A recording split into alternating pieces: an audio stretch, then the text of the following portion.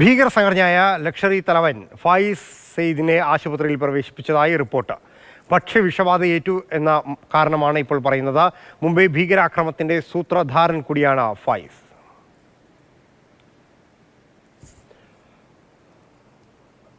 അർജുൻ പീതാംബരൻ കൂടുതൽ വിശദാംശങ്ങളുമായി നമ്മോടൊപ്പം ചേരുന്നുണ്ട്. അർജുൻ, കുറച്ച് നാളുകൾക്ക് മുമ്പ് ഇതുപോലെ സമാനമായൊരു സംഭവം കൂടി ഉണ്ടായിരുന്നു.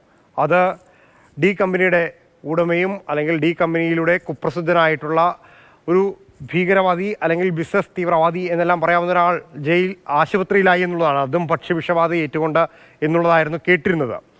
ഇപ്പോൾ വീണ്ടും മറ്റൊരാളുടെ പേര് കൂടി കേൾക്കുകയാണ്, ഫായിസ്. എന്താണ് കൂടുതൽ വിശദാംശങ്ങൾ?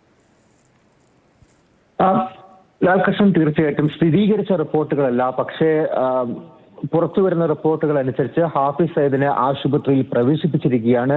ലാഹോറിലെ മയോ ആശുപത്രിയിലാണ് നിലവിൽ മുംബൈ ഭീകരാക്രമണത്തിന്റെ സൂത്രധാരൻ കൂടിയായിരുന്നിട്ടുള്ള ഹാഫിസ് സയ്യിദിനെ നിലവിൽ ഇപ്പോൾ പ്രവേശിപ്പിച്ചിരിക്കുന്നത്. ഇന്ന് ഭക്ഷ്യവിഷബാധ ഏറ്റതിനെ തുടർന്നാണ് അദ്ദേഹത്തെ ജയിലിൽ നിന്നും ആശുപത്രിയിലേക്ക് മാറ്റിയത് എന്നാണ് ഇപ്പോൾ പുറത്തു വന്നിരിക്കുന്ന റിപ്പോർട്ടുകൾ. ഇന്ന് രാവിലെ അദ്ദേഹം രക്തം ഛർദ്ദിച്ചതായിട്ടും റിപ്പോർട്ടുകൾ പുറത്തു വരുന്നുണ്ട്. ഈ ലാഹോറിലെ മായോ എന്ന് പറയുന്ന ആശുപത്രി അത് സർക്കാരിന് കീഴിലുള്ളതാണ്. വലിയ രീതിയിലുള്ള സുരക്ഷാ സംവിധാനങ്ങളും ചുറ്റും വലിയ സുരക്ഷയെല്ലാം ഒരുക്കിയിട്ടുള്ളൊരു ആശുപത്രിയാണ്. അതുകൊണ്ട് തന്നെ സ്ഥിരീകരിച്ച റിപ്പോർട്ടുകൾ നിലവിൽ എന്തായാലും പുറത്തു വന്നിട്ടില്ല. പക്ഷേ സൂചനകളെല്ലാം വഴിചൂണ്ടുന്നത് ഹാഫിസ് സയ്യിദിനെ ഈ ഭക്ഷ്യവിഷബാധയേറ്റ് ആശുപത്രിയിലാക്കിയിരിക്കുന്നതാണ് എന്നുള്ള കാര്യം തന്നെയാണ്.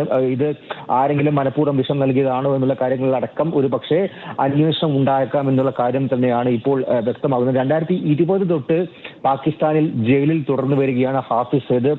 ഏകദേശം 7 ഭീകര ഫണ്ടിംഗ് കേസുകളുമായി ബന്ധപ്പെട്ടാണ് ഈ ഹാഫിസ് സയ്യിദ് ജയിലിൽ തുടർന്നു വരുന്നത്. ഇന്ത്യ പലവട്ടം ആവശ്യപ്പെട്ടതാണ്. ഈ മുംബൈ ഭീകരാക്രമണം അടക്കം NIA മോസ്റ്റ് വാണ്ടഡ് ലിസ്റ്റിൽ അകപ്പെട്ടിട്ടുള്ള ആളാണ് ഹാഫിസ് സയ്യിദ്. അദ്ദേഹത്തെ ഇന്ത്യക്ക് വിട്ടു നൽകണം, ഇന്ത്യയുടെ വിചാരണ നടപടികൾ പാലിക്കാൻ അല്ലെങ്കിൽ അതുമായി ബന്ധപ്പെട്ടുള്ള കാര്യങ്ങൾ തുടരാൻ വേണ്ടി ഇന്ത്യക്ക് വിട്ടു നൽകണമെന്നുള്ള കാര്യം പലതവണ ആവശ്യപ്പെട്ടിട്ടും പാകിസ്ഥാനിൽ തന്നെ ജയിലിൽ തുടർന്നുകൊണ്ട് പാകിസ്ഥാൻ അങ്ങനെ വിട്ടുതരാനായിട്ട് ഇതുവരെ സന്നദ്ധ അറിയിച്ചിട്ടില്ല. മാത്രമല്ല ഐക്യരാഷ്ട്രസഭ പോലും തലയ്ക്ക് വില പറഞ്ഞിട്ടുള്ള ഏകദേശം 10 ദശലക്ഷം US ഡോളർ തലയ്ക്ക് വില പറഞ്ഞിട്ടുള്ള ഒരു കൊടും കുറ്റവാളി, കൊടും ഭീകരൻ എന്ന് പറയാവുന്ന ഒരാളാണ് ഹാഫിസ് സയ്യിദ്. ലഷ്കറിന്റെ തലവൻ കൂടിയാണ്.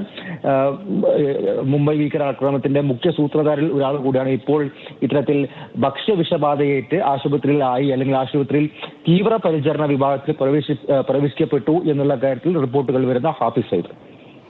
ഹാഫിസ് സയ്യിദ് ലഷ്കർ-ഇ തൊയ്ബ സ്ഥാപകൻ കൂടിയാണ്. മുംബൈ ഭീകരാക്രമണത്തിന്റെ മുഖ്യ സൂത്രധാരന്മാരിൽ ഒരാൾ കൂടിയായ ഹാഫിസിനെ ഭക്ഷ്യവിഷബാധയെ തുടർന്ന് ലാഹോറിലെ ആശുപത്രിയിൽ പ്രവേശിപ്പിച്ചിരിക്കുകയാണ് എന്നുള്ള റിപ്പോർട്ടുകളാണ് പുറത്തു വരുന്നത്.